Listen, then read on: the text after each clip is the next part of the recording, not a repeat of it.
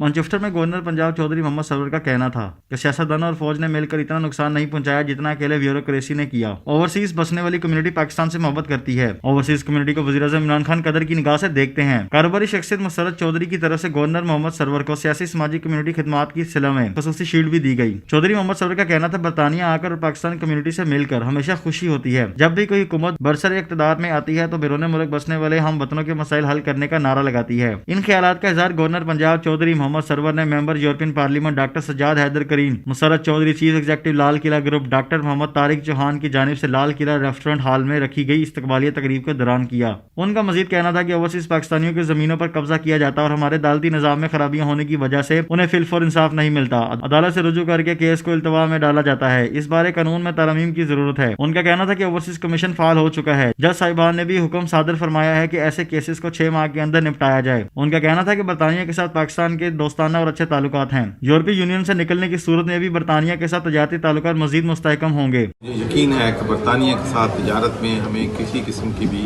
European union سے علیحدہ ہونے پہ مشکلات پیدا نہیں ہوں گی، اور اس کے علاوہ ہمارے اپنے تعلقات جو ہیں ہم یورپین یونین کے جو دوسرے ممالک ہیں ان سے بھی بہتر کرنے کی پوری کوشش کر رہے ہیں۔ یورپین امبیسڈر سے ہم ان ٹچ ہیں، یورپین ممبر آف پارلیمنٹ سے ہماری ڈائلاگ ہو رہی ہے۔ ان کا کہنا تھا کہ ہماری خارجہ پالیسی مضبوط ہونے کی وجہ سے یورپی یونین سے تعلقات پر اثر نہیں پڑے گا۔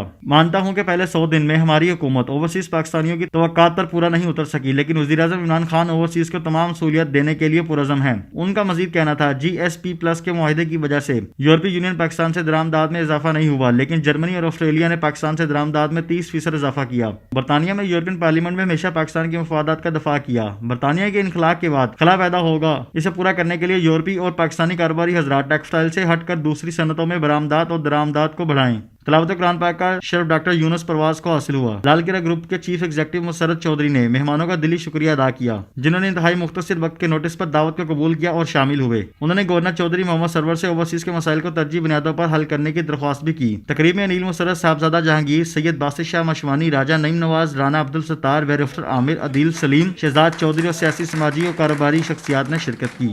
UG news Manchester.